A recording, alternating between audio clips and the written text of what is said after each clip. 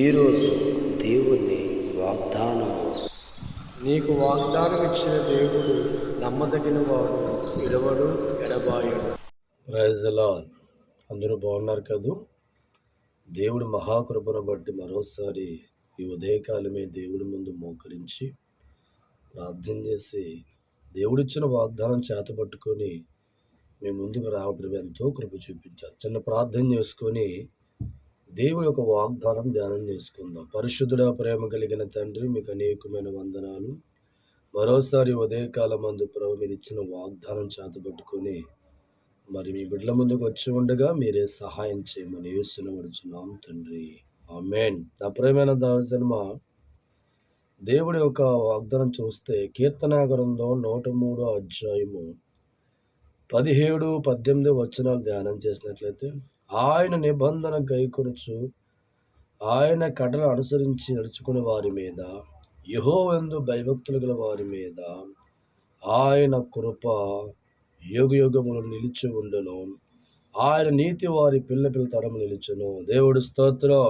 ఈరోజు దేవుడిచ్చిన వాగ్దానం, నీ యొక్క కుటుంబం మీదకి, నీ జీవితంలోకి దేవుడి కృప రాబోతుంది. జీవితకాలం అంతా దేవుడి కృప నీ మీద నిలిచి ఉంటుంది. దేవుడు మాట్లాడుతున్నారు. నా ప్రియమైన దైవజనమా, ఈ కృప అనేది చాలా గొప్పది. ఎవరి జీవితాల్లో దేవుడి కృప అనుగ్రహించబడుతుందో వారి తలరాతలే మార్చబడతాయి. అద్భుతమైన జీవితం వారు కలిగి ఉంటారు.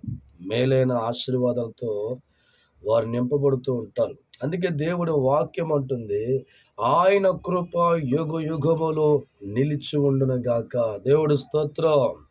ఒక పేదవాడి జీవితంలో దేవుడి కృప రావడం ప్రారంభిస్తే వాడు ఐశ్వర్యవంతుడిగా కృపచేత మార్చబడతాడు. ఒక అర్హత లేని వాడి జీవితంలో దేవుడి కృప ప్రవేశిస్తే అర్హత కలిగిన ఒక జీవితంగా మార్చబడుతుంది. అంటే ఎవరి జీవితాల్లో దేవుడి కృప ప్రవేశిస్తుందో వారు గొప్పవారిగా మార్చబడతారు. గొప్ప స్థానంలో వారి జీవితాలు ఉంటాయి. అభివృద్ధిలో వారి జీవితాలు ఉంటాయి. దీవెనకరంగా వారి జీవితాలు ఉంటాయి. అందుకే ఈ ఉదయకాలం దేవుడు అంటున్నాడు, ఎంతకాలం దేవుడు కృపలేక నువ్వు ఆశీర్వాదం లేని వాడిగా ఉంటే, దేవుడు కృపలేక నీ కుటుంబంలో అభివృద్ధి చూడలేని వ్యక్తిగా ఉంటే, దేవుడు కృపలేక నువ్వు దుఃఖంలో మిగిలిన వ్యక్తి అయితే, ఈ ఉదయకాలం నీ జీవితంలోకి దేవుడు కృప ప్రవేశించబోతుంది. దేవుడు కృప నీ కుటుంబంలోకి రాబోతుంది. దేవుడు కృప నీ జీవితాన్ని మార్చబోతుంది. దేవుడు కృప నీ కుటుంబాన్ని మార్చబోతుంది. దేవుడు కృప నిన్ను వర్ధిల్లింపు చేయబోతుంది. దైవజనమా, దేవుడిచ్చిన ఈ వాగ్దానాన్ని ఒక్కసారి బాగా పరిశీలించు. దావీదు జీవితంలో దేవుడు కృప వచ్చినప్పుడు ఒక సామాన్యమైన స్థాయిలో ఉన్న దావీదు జీవితం దేవుడు కృప చేత రాజుగా మార్చాడు. యోబు జీవితంలో దేవుడు కృప వచ్చినప్పుడు ఆ దేశంలోనే సామాన్య కుటుంబంగా ఉన్న ఆ కుటుంబం దేశంలోనే గొప్ప కుటుంబంగా మార్చబడింది. అబ్రహాము జీవితంలో దేవుడు కృప వచ్చినప్పుడు సామాన్యమైన కుటుంబంలో ఉన్న అబ్రహాము గొప్ప ధనవంతకులు కూడా మార్చబడ్డాడు. ఇలా ఎస్తేరు జీవితం అలా గమనిస్తూ ఉంటే దేవుడు కృప వచ్చిన వారి జీవితాలు సామాన్యమైన స్థాయిలో నుంచి అధికమైన స్థాయిలోకి దైవజనమా దేవుడు కృప నడిపించింది. దేవుడు కృప వారిని ఉన్నతమైన స్థానంలో తీసుకెళ్ళింది. దేవుడు కృప వారి కన్నీరు తుడిచింది. దేవుడు కృప వారి పేదరికాన్ని కొట్టివేసింది. దేవుడు కృప వారి వర్ధిల్లింపు చేసింది. దేవుడు కృప రాజులుగా, ప్రవర్తలుగా, ప్రధానమంత్రులుగా, సేనాపతులుగా దేవుడు కృప వారి జీవితాలను ఉన్నతమైన స్థానంలో కూర్చో. దేవుడి స్తోత్రం. ఆ కృప ఈ దినాన్న దేవునికి ఇవ్వబోతున్నారు. ఆ కృప దేవుడి కుటుంబాలు పంపించబోతున్నారు. ఆ కృప నీ జీవితం గొప్పగా మార్చబోతుంది. ఆ కృప నిన్ను ఆస్వాదించబోతుంది. ఆ కృప నిన్ను వర్ధిల్లింపు చేయబోతుంది. దేవుడి కృప ఎవరి జీవితంలో ప్రవేశిస్తాయో, దేవుడి కృప ఎవరి కుటుంబంలో ప్రవేశిస్తుందో, దేవుడి కృప ఎవరికి అనుగ్రహించబడుతుందో వారు సామాన్యమైన కుటుంబాలుగా, సామాన్యమైన వ్యక్తులుగా ఉండరు కానీ భగవంతుడి ఎన్నికలు గొప్పవారిగా మార్చబడతారు. దేవుడి స్తోత్రం.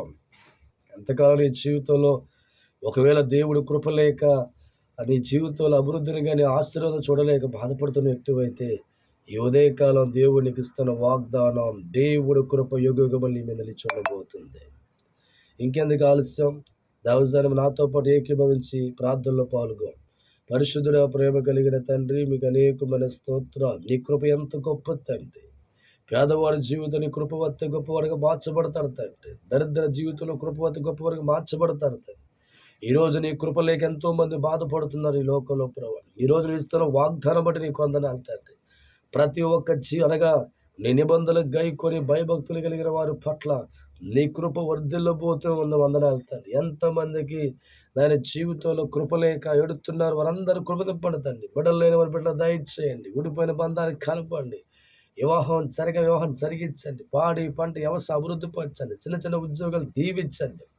చేతులతో వ్యాపారాలు దీవించండి తండ్రి. ప్రతి ఒక్కరు ప్రభు ఏ విషయాల్లో నీ కృప ఎదురు చూస్తున్నారు ప్రతి ఒక్కరిని ఆస్వాదించమని యేసుక్రీస్తుని అడుగుచున్నాం తండ్రి. ఆమేన్. Praise the Lord. దేవుడు మిమ్మల్ని మీ కుటుంబాన్ని బహుగా ఆస్వాదించును గాక.